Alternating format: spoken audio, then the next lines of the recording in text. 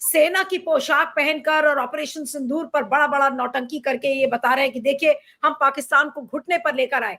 आज भी उनको पाकिस्तान को हम घुटने पर कैसे लेकर आए। उनका मंत्री ये कहता है कि नमक हराम है, ये मुसलमान, हमें नमक हरामों से वोट नहीं चाहिए। हरामियों में अगर लिस्टिंग की जाएगी तो सबसे बड़े नमक हरामी अगर होंगे तो आरएसएस और बीजेपी के लोग होंगे। सारी दुनिया जब आपके राफेल का नंबर तक बता दिया अमेरिका ने कि कौन से जहाज थे, और ये भी बता दिया कि आपका पायलट किस अस्पताल में इलाज करा रहा है, जहां पर मेरे देश का कपड़ा मंत्री नंगा है, गिरिराज सिंह कपड़ा मंत्री है ना, तो वो नंगे घूम रहे हैं अपनी भाषा के मर्यादा खोकर। वहां पे मेरे देश का प्रधानमंत्री ऑब्सेस्ड है।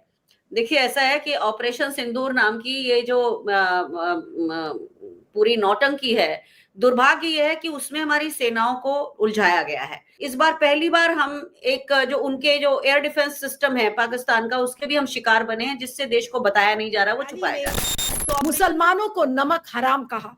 मैं पूरा स्टेटमेंट आपको अभी सुनाऊंगी उन्होंने क्या कहा है, और उसके बाद आज की चर्चा शुरू करेंगे कि आखिर मोदी जी बताएं कि नमक हराम कौन है, और ऐसे बयान देने वाले मंत्रियों के खिलाफ मोदी जी चुप क्यों रहते हैं, चुनाव आयोग क्यों चुप रहता है, क्या ज्ञानेश कुमार को मॉडल कोड ऑफ कंडक्ट इस समय चल रहा है, क्या उनको ये नहीं दिख रहा है। ये सारी सवाल इस समय पूछने वाले हैं, लेकिन मेन स्ट्रीम मीडिया तो इसको पूछेगा नहीं। लेकिन आइए सुनते हैं गिरिराज सिंह ने ये क्या बयान दिया है। आइए। कहा मिला, हिंदू मुसलमान हुआ, कहा नहीं हुआ।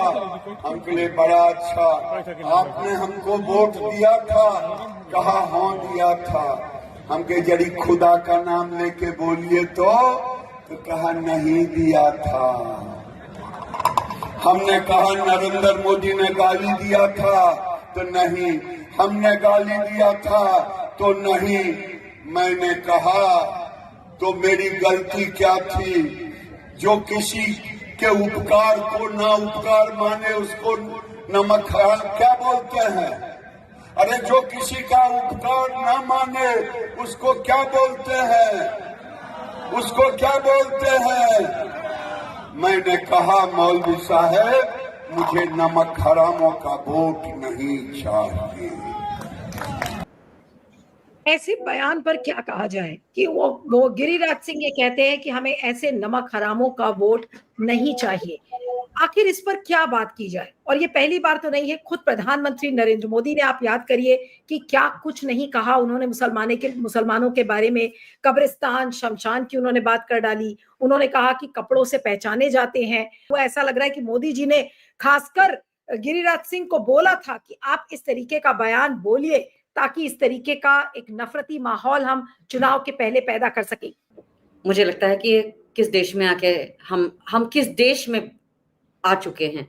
मतलब जिस तरह की भाषा हम चोर उचक्के, लुटेरे, उठाई गिरे, ऐसे लोग जो बोलते हैं, उस भाषा पर आज देश का एक केंद्रीय मंत्री बात करता है। ये तो मैं समझती हूँ भारत का पूरी तरह पतन हो चुका है। अब ये कहना कि लोकतंत्र खत्म हो रहा है, संविधान चला जाएगा, सब खत्म हो चुका है। और इस तरह के टुच्चे मंत्री इस तरह की जुबान बोलते हैं। गिरिराज सिंह जो है, इनकी तो आदत में है, अपने तरफ से अगर कहना हो तो वो हलाल मीट और झटका मीट की दुकानों की बात करते हैं। और अभी थोड़े समय पहले इसी बिहार चुनाव के दौरान ही उनको एक गांव से भगाया गया था। तो नरेंद्र मोदी जी ऐसे लोगों को प्रश्रय देते हैं, वो इनको पीछे से सपोर्ट करते हैं। और इसीलिए योगी आदित्यनाथ जैसे लोग घटिया से घटिया बयान देते हैं, तोड़ने वाले बयान देते हैं, 80-20 की बात करते हैं, फिर उसके बाद बटेंगे कटेंगे की बात करते हैं।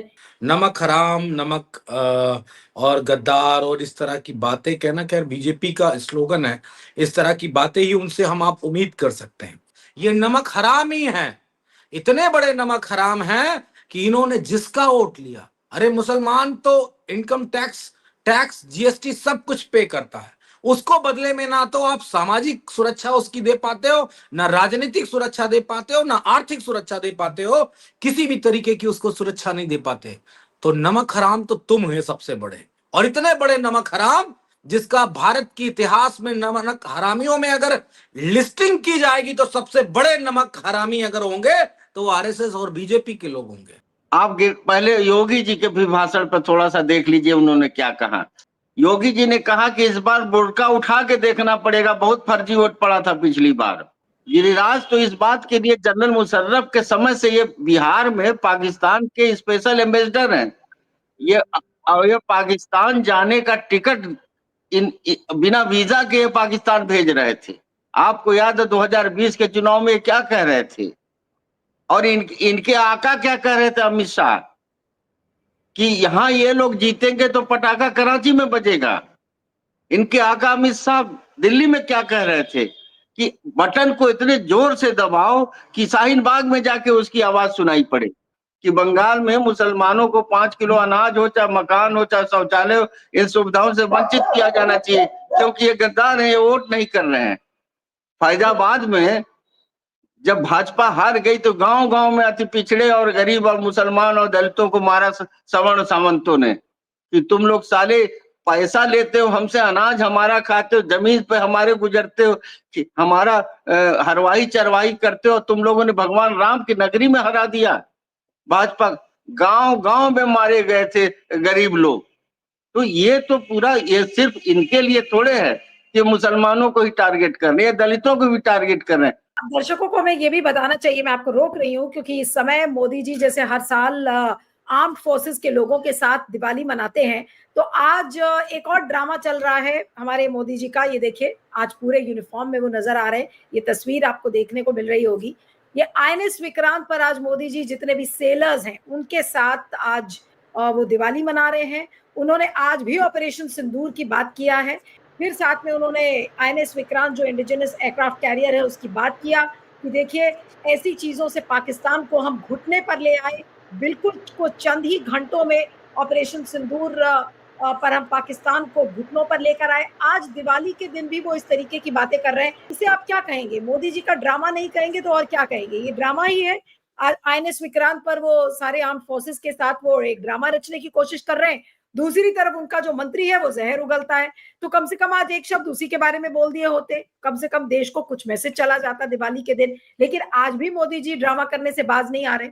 तो अगर ऑपरेशन सिंदूर में भारत की सेना ने 10 मई को सुबह 10:30 बजे एक हाथ में अखंड भारत और दूसरे हाथ में पाक अधिकृत कश्मीर दोनों को अपने हाथ में ले लिया था, मोदी जी के कहने के अनुसार पाकिस्तान घुटने पर आ गया था, तब आपने सीजफायर क्यों कर लिया? दुश्मन को आप बचने का मौका क्यों दे दिए? इसीलिए मैं कहता हूं कि कभी कभी ये भाजपा नागपुर से चलती है या ईरान के शाह लोग चला रहे हैं, मुझे समझ में नहीं आ रहा है। उन्होंने ऑपरेशन सिंदूर की बात किया और उन्होंने ये कहा कि देखिए पाकिस्तान को हम घुटनों पर लेकर आए थे। ये मोदी जी जवानों को कहते हुए नजर आ रहे हैं कि भाई आप लोगों ने इतना अच्छा गाना गाया, ये देखिए तस्वीरों में वो मिठाई खिलाते हुए नजर आ रहे हैं, ऑपरेशन सिंदूर की बातें करते हुए नजर आ रहे हैं। इसे आप क्या कहेंगी? ये कितनी जेन्युइन ये तस्वीरें हैं या फिर ये मोदी जी का ड्रामा है? जी, मैं ये कहूंगी सिर्फ कि जी, मैं सिर्फ ये कहूंगी, मैंने अभी हाल एक ट्विटर पे डाला है, जहां पर मेरे देश का कपड़ा मंत्री नंगा है, गिरिराज सिंह कपड़ा मंत्री है ना, तो वो नंगे घूम रहे हैं अपनी भाषा के मर्यादा खोकर। वहां पे मेरे देश का प्रधानमंत्री ऑब्सेस्ड है, वो दिन भर या तो डांगरी पहनने को ललायित रहता है या फिर वो किसी तरह से हमारी फौज की कोई चीज बस कंधे पर रैंक नहीं लगाता, वो अपने लिए नया कुछ डिजाइन किया है। मैं सोच रही हूं एक अच्छे लॉयर से संपर्क करके मैं ये बार बार इस तरह से सेनाओं का अपमान करने वाली हरकत के ऊपर क्या कोई किसी तरह की अपील दायर कर सकती हूँ। अब मैं इसके ऊपर मुझे सोचना पड़ेगा, क्योंकि ये व्यक्ति प्रधानमंत्री कहीं से भी सेनाओं के वो सर्वोच्च कमांडर नहीं है, देश के प्रधानमंत्री है फाइन, लेकिन जब देश की राष्ट्रपति जो कि सुप्रीम कमांडर हैं वो इस तरह के नौटंकियां नहीं करती तो प्रधानमंत्री बार बार नौटंकियां करते हैं। और इस नौटंकी के कारण बहुत से ऐसे हमारे सैनिक हैं जो घर जा सकते थे, जो 1/3 स्ट्रेंथ पर काम कर सकते थे, उन सभी को वहां रहना पड़ा क्योंकि प्रधानमंत्री Narendra Modi the king of the country was there, और वो वहां पर बैठ के दूसरों का छुट्टी त्योहार सब बर्बाद कर रहे हैं। खुद का घर नहीं है, खुद की पत्नी बच्चे नहीं है, तो दूसरों के लोगों के ऊपर। हमारे फौज में ना परिवार का बहुत महत्व होता है क्योंकि कम जाने मिलता है ना वहां तक। तो प्रधानमंत्री जब INS विक्रांत पे जाएंगे तो बाकी लोगों की दिवाली का क्या होगा? कोई फर्क नहीं पड़ता इन लोगों को। खराब से खराब भाषा, रद्दी से रद्दी हरकतें और बार बार सेना के कंधे पर सवारी। अब बिहार चुनाव है तो कंधे पर चढ़ना है, हर दिवाली पे कहीं ना कहीं जाके सैनिकों के बीच में घुसते हैं जिससे सारा कवरेज उन्हीं का हो। तो मुझे लगता है इतना ऑब्सेशन, सेना से इतना ऑब्सेशन, और सेना का सिर्फ प्रयोग हो रहा है चुनाव दर चुनाव जीतने के लिए या लोगों के बीच में एक जलजला लाने के लिए। अगर सेनाओं का सहारा ना ले तो प्रधानमंत्री नरेंद्र मोदी सरकार बना ही नहीं सकते। आप 2019 से देख रहे हैं, मैं कारगिल से देख रही हूं कि जब अटल बिहारी वाजपेयी जी ने भी वही काम किया था, मोदी जी वो थोड़े से सभ्य थे, नरेंद्र मोदी जी थोड़े से अनकूथ हैं, वो बिल्कुल सेनाओं को पूरी तरह से अपनी जागीर समझते हैं, बड़ा ये दिखाने की कोशिश करते हैं कि देशभक्त है। प्लीज, ये देशभक्ति का परिचय तो कतई नहीं है। आजकल इस तरह के बहुत सारे ड्रेसेस अमेज़न पे मिल जाते हैं, अलग अलग प्लेटफॉर्म पे मिल जाते हैं, लेकिन प्रधानमंत्री का ये ऑब्सेशन बहुत निंदनीय है, शर्मनाक है, और ये सेनाओं की इज्जत मिट्टी में मिलाने वाला है। इस तरह से मैं किसी देश के प्रधानमंत्री को जब बार बार देखती हूँ कि हमारी सेनाओं का सहारा लेके, लेकिन सेनाओं को कहीं से स्ट्रांग नहीं बना रहे। आज दिवाली के दिन भी वो ऑपरेशन सिंदूर की ही बात कर रहे हैं कि देखिए हम कैसे पाकिस्तान को घुटने पर लेकर आए, और उनका जो मंत्री है वो कहता है कि मुसलमान नमक हराम है। देखिए, ऐसा है कि ऑपरेशन सिंदूर नाम की ये जो पूरी नौटंकी है, दुर्भाग्य यह है कि उसमें हमारी सेनाओं को उलझाया गया है। हमारी सेनाएं, वायुसेना, इस बार पहली बार हम एक जो उनके जो एयर डिफेंस सिस्टम है पाकिस्तान का, उसके भी हम शिकार बने हैं, जिससे देश को बताया नहीं जा रहा, वो छुपाया जा रहा है। तो ऑपरेशन सिंदूर नाम की कोई भी चीज ग्राउंड पर नहीं है, बिहार में तो बिल्कुल ही नहीं है, कोई बात ही नहीं कर रहा है। तो ऐसे में जो हमारे 26 लोगों का न्याय नहीं हुआ, लोग इसकी बात नहीं कर रहे हैं, प्रधानमंत्री खुद अपनी ट्रम्पेट बजा रहे हैं, बार बार वो ऑपरेशन सिंदूर को मुख्य पेज पर लाना चाहते हैं, लेकिन कोई नहीं ले रहा। तो ये एक ऑपरेशन सिंदूर के नाम पे जो बार बार सेनाओं का प्रयोग है, लोग उसको समझ चुके हैं, और अब उन तिलों में कोई तेल नहीं बचा है। और दुर्भाग्य यह है कि उससे हमारी सेनाओं की छवि बार बार नरेंद्र मोदी जी खराब कर रहे हैं, उनको ऐसा एक मार्केटिंग का जरिया बना रहे हैं जो देश में कभी सेनाएं ऐसी नहीं रही। हमारे देश की सेनाएं अराजनैतिक थी, मोदी जी ने उसे राजनैतिक बनाने का अपराध किया। पहली बार देखें नीलू जी, ये बहुत खतरनाक बात है। हमारे संविधान ने सेग्रीगेशन किया है कि जुडिशरी अलग है, एग्जीक्यूटिव अलग है, और लेजिस्लेचर अलग है, और सेना बिल्कुल अलग है। सेना से कोई मतलब नहीं कि राजनीति में।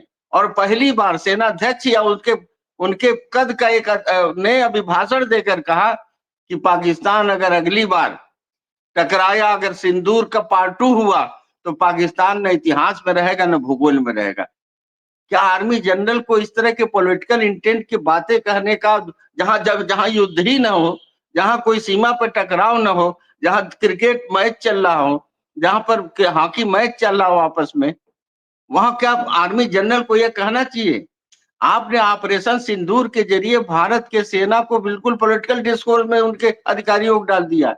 3 महीने बाद आर्मी चीफ, एयर चीफ कह रहा कि हमने इतने जेट मारे, इतने सेबर जेट मारे, इतने नेट विमान मारे। सारी दुनिया जब आपके राफेल का नंबर तक बता दिया अमेरिका ने कि कौन से जहाज थे, और ये भी बता दिया कि आपका पायलट किस अस्पताल में इलाज करा रहा है। हमारे एक बहुत महत्वपूर्ण अधिकारी ने विदेश में जाकर जो अंतरराष्ट्रीय मंच पे कहा कि हमको कुछ घाटा हुआ। आप बता नहीं पा रहे कि हमारे जहाज गिरे, लेकिन अमेरिका ने आपका गिरेबान पकड़ के युद्ध रुकवा दिया।